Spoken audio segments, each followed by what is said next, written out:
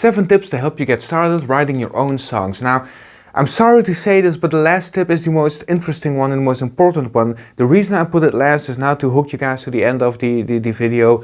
You can just scroll along, I'll put something in the description. The reason is because all those other tips need to be mastered, or at least be understood and applied, in order to be able to use that last tip. So I'm just going to get down to it. First tip, just make something, anything, no matter how cringy it might be, how bad it might be, because you can't sculpt a block of marble that doesn't exist. And the block of marble is not a statue, it's just a freaking block, and it still needs a lot of work, but that's fine.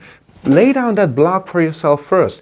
Now you can start chiseling. We have the great benefit of not working with stone, because as soon as I chisel, that piece of stone is gone and it will never get back. But we can come up with something and then decide not to use it, to just delete it and do something else. But don't do that the second you come up with it. You come up with something, you write it down, you notate it, you try it out, then you might park it, then you might put it aside for later, maybe. But don't just dismiss your ideas, because it's gonna completely kill your creative flow. It's just gonna completely prevent you from actually getting to the point that you're gonna write and finish a song and all of that. So just write something. The second thing I want to talk about is, see, a song is the combination of music and lyrics, and you got to decide with which of those you're starting.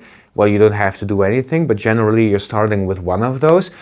My advice is, start with the thing that's most difficult to you. Because if the music comes easily, well, you can start with the music, but now you have to do the hard thing while also matching that hard thing with the music you already came up with, making it even harder. However, if I start with the lyrics, which is what's more difficult for me, now I have lyrics, and yes, I need to come up with the music that fits the lyrics, but music comes much more easily to me. So doing that is a much easier job than doing it the other way around. Start with what's difficult for you. And I'm just going to start with lyrics because that's the most obvious place for me to start. So if you're going to come up with lyrics and you have no idea what to do, you have no inspiration, you have nothing you're trying to do, you just want to try experimenting with songwriting and seeing if you can create something, my advice is start with the title.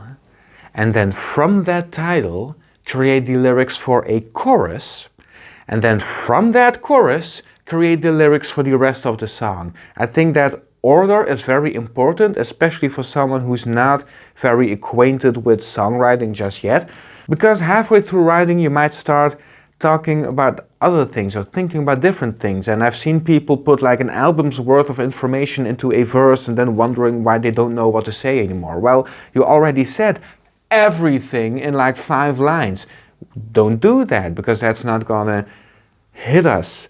Because that's not gonna hit your listener deeply on an emotional level. I want you to take one of those things and really stretch it out and show it to me. So what is that one thing? Well, maybe a title. Let's start with a title. And then from that title you create the chorus, because that's the actual thing you're actually trying to get across. That's what the chorus is supposed to do, is supposed to be. And then once you know what your actual point is, you can do the rest of the song to determine how you're going to make that point. And now everything is going to be concise, going to be stuck together, and you're going to have a clear point you're making with your song. Start with these. Start with title, then chorus, then the rest of the lyrics. Next up, it can be hard to come up with words, especially if you haven't done this very often, so there are a few groupings of words that you might want to collect. Now, you came up with the title, maybe already you came up with a part of the chorus, maybe you didn't, we'll see. So what you got to do is collect rhyming words, words that rhyme with each other, just to get more ideas for what you could write.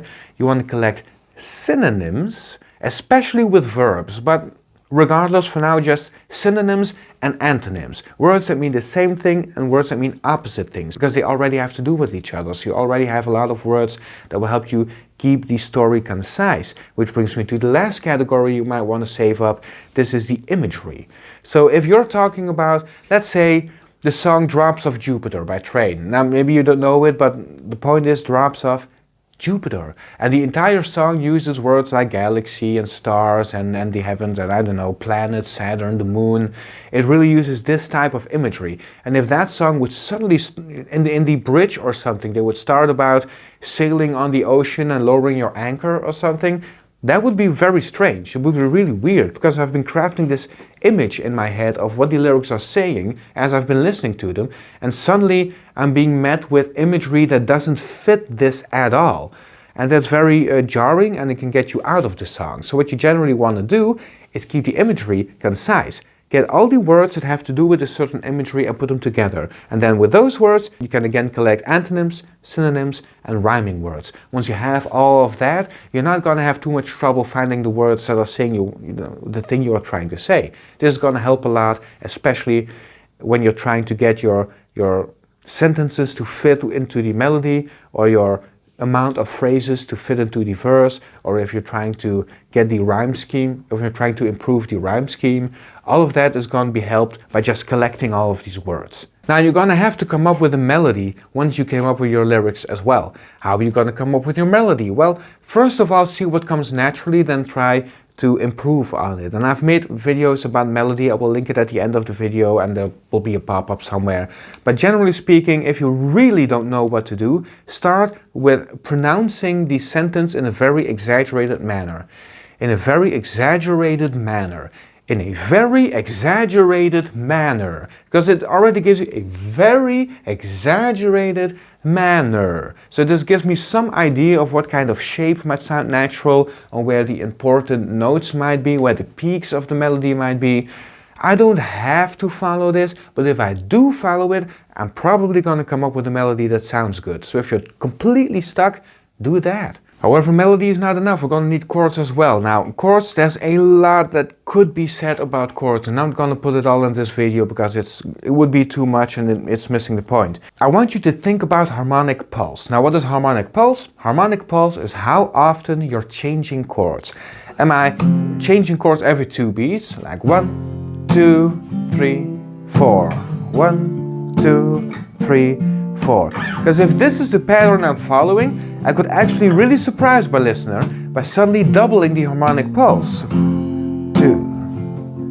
4, 1, 2. Now, because the song kind of slowed down, it also sort of becomes larger. And so this could work for a chorus, or it could work for so many things. And there I changed chords on every beat, and that again creates a different sort of feeling. I'm not actually using different chords.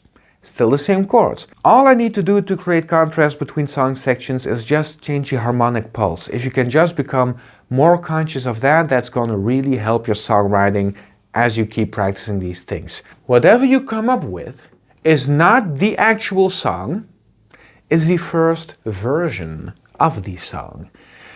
This might sound very childish, but I swear it's going to help you get a different perspective on what it is you're doing when you're writing. The main problem with writing is that you're constantly judging yourself because what you're doing simply isn't good enough, or isn't musical enough, or whatever this voice in your head might be telling you. So in order to deal with that, what we can do is call this version 1. It doesn't need to be good. The point is not that it's good. The point is that it's there. It's the first version. Now, if this voice in my head tells me everything that's wrong with it, great. Now I have some feedback that I can take from version 1 and put into version 2. And then at the end of version 2, I'll notice that I actually didn't apply all those tips all that well. I mean, I tried, I did some of those things, but still we should have blah, blah, blah, blah, blah, blah, blah, blah, blah, more feedback for version 3. Now, at some point, you win. Because that voice is irrational. It's not actually right about all of this being bad. It's just stopping you from actually doing something you actually enjoy. And there's a lot of psychology behind that I'm not qualified to talk about, and I'm not getting into it. But for now, you can help yourself by just calling it version 1. And even when you go and perform, when I perform a song live for the first time, I don't tell myself, I'm gonna show the world this song. No, I tell myself, I'm gonna test drive this version of this song. And it's really the response from the audience, that it actually did something for the audience, that can convince me that this version might actually be done. Because up until then, art is never finished, it's only abandoned. So you're never going to have a definitive version. You're just going to have a version that you're willing to show the world. At least that's how I'm experiencing it. And now, the very last tip. I've sort of mentioned this a few times, but the incredible importance of creating contrast and clear contrast, and that necessitates clear ideas. If I make a sort of potato-like circle, and then another potato-like circle, and another potato-like circle, and then a potato-like square, so this is a wiggly, squiggly square, the contrast is not going to be very big. They're all potato-like. They're still somewhat similar because they're very undefined. Okay? If I made a perfect circle, and then a perfect circle, and a perfect circle, and then a perfect square, that's contrast.